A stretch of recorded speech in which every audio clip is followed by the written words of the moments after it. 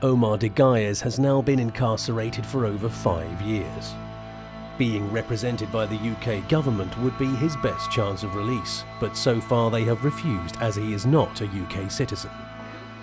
Today sees the judgment in a High Court appeal trying to change the government's stance, and 2 of the campaigners have come to London to hear the verdict and get some much-needed media coverage. Channel 4, Sky, BBC, we've been in touch with everybody to get them here, and maybe they will turn up. 10 minutes to decision time.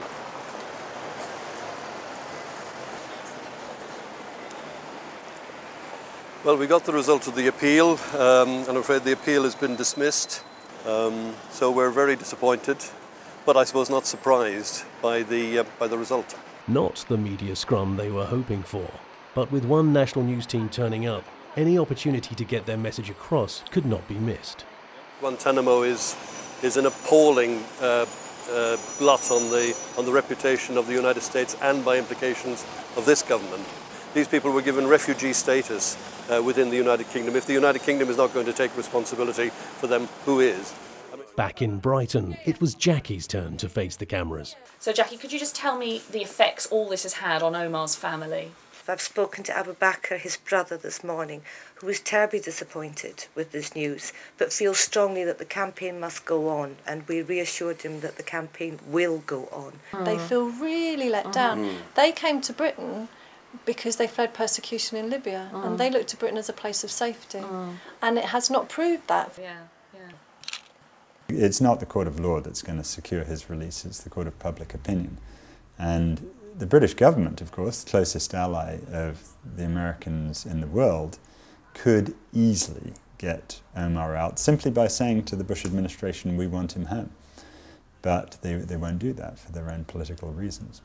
Despite all the letters that we've written, all the phone calls we've made, all the personal visits we've made, the demonstrations here in our own city, the national demonstrations up on the streets of London, all the hours of work that have gone in every single day from many people since March of last year, I believe we've achieved nothing. I don't believe anybody in the British government is listening to us. With few options open to him outside, Omar's next hope is to follow the legal process available to him inside Guantanamo.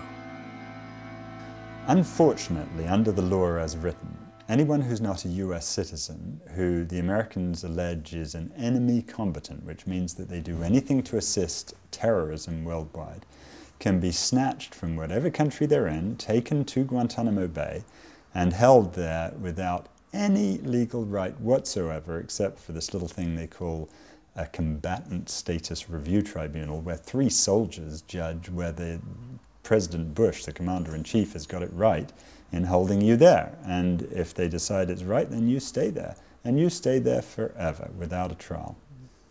The hard thing with all of this is that there's nothing independent. Judge, jury, executioner, prosecution, everybody, defense even, are all military.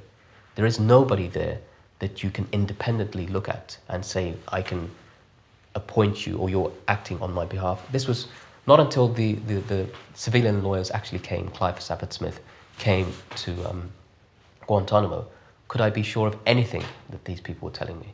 So they could in effect say to you that you are a member of Al-Qaeda, you were involved in September 11 plot, you were doing all sorts of things in relation to terrorism.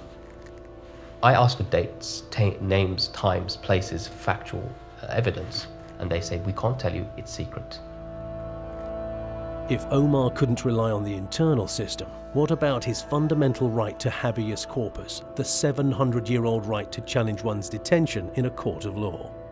I had filed a petition on behalf of Omar himself, as I have for a number of prisoners. And in theory, under American law, that would result in him getting some sort of hearing on the fairness of his detention. In practice, what's happened is President Bush has gone back to Congress and he's got a new law passed that takes away all the rights that we've established. The Military Commissions Act, which is the new law in the US, really is the first time I'm aware of since the 17th century, where the right to habeas corpus, the fundamental right to challenge the legality of your detention, has been taken away for a group of people. What it means for detainees is that this right for habeas corpus, which they had been hoping would be their door to court, which is what the majority of them want. They actually want to go to court. Many of them have been on hunger strike, just asking for to go to court. We will not eat any food or drink anything until you take us to court and tell us what we've done.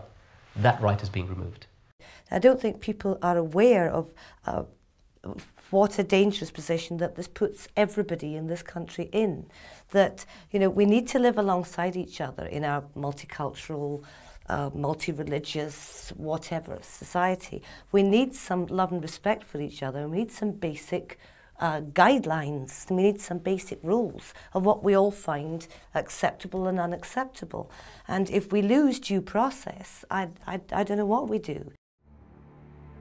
Whilst Omar's hopes of getting in front of a recognised court of law slowly disappear, one can only guess what impact this is having on his state of mind. It's not the torture, it's not even the conditions, which of course are atrocious, but it's the fact that most of the people there do not know why they're there in the first place and have no way of arguing or proving or disproving any allegations against them.